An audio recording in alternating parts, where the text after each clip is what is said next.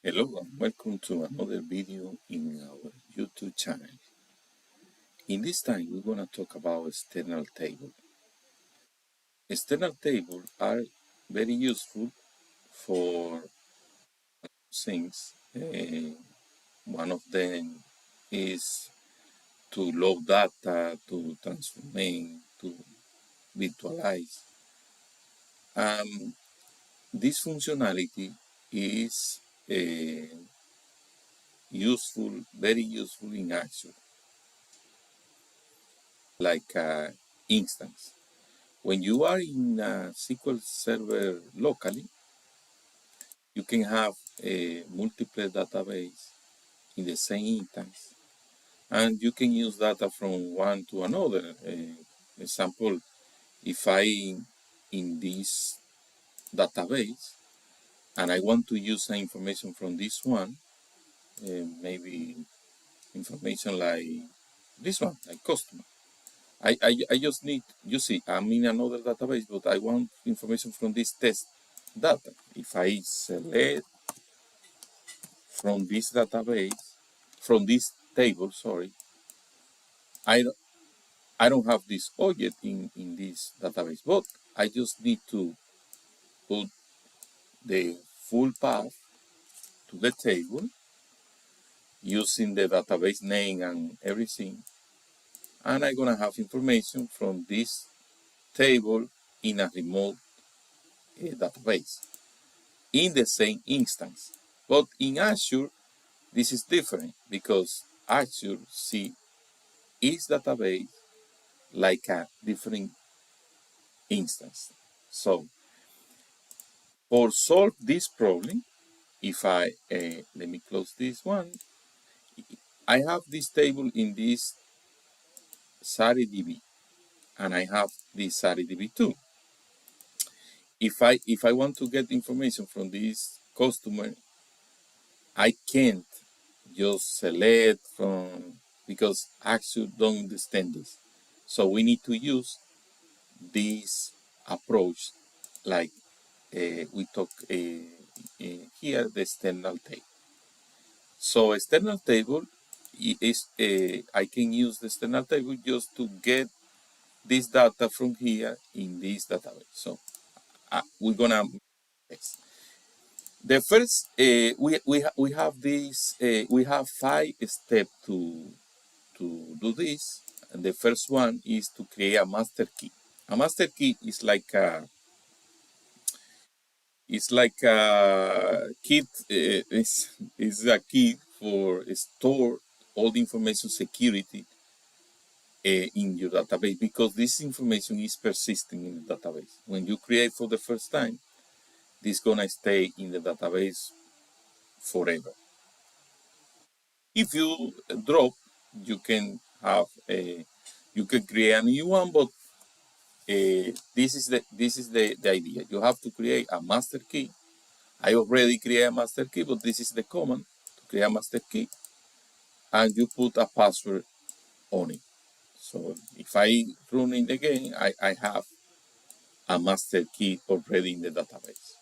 If I want to delete it, I need to drop all the objects that I use with this master key.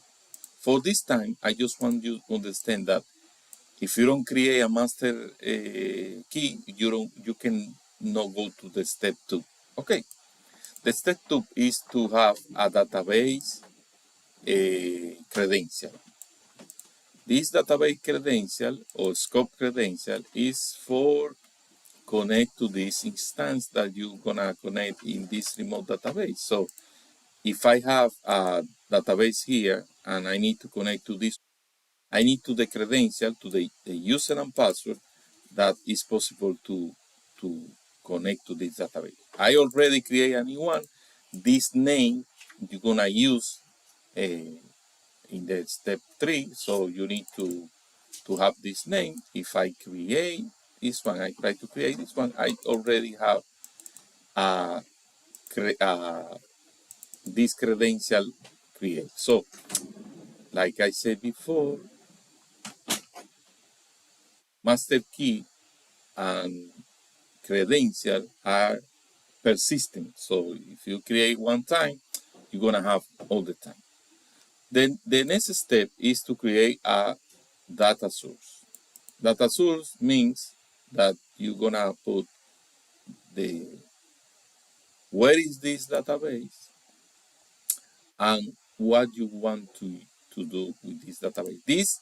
This location can be a location from another Azure place, another one. Only things that you need is to have a credential to get inside this one. You understand what I mean? So I'm gonna drop this one, drop that external data source, and I'm gonna create again. So this name is the name of this data source, and everything you want from this location, you access for using this data source. So you just need to create external data source with this credential that we already create here, and then you have this data source. With this data source, you can use a lot of things. So now I don't have any external table here. If you see, I go to external table. I don't have any external table. So I want to create an external table. One thing about external table, you need to put here the same structure that you have in the original one. So if I want this structure, I just right click and script this as create, and I got the structure here.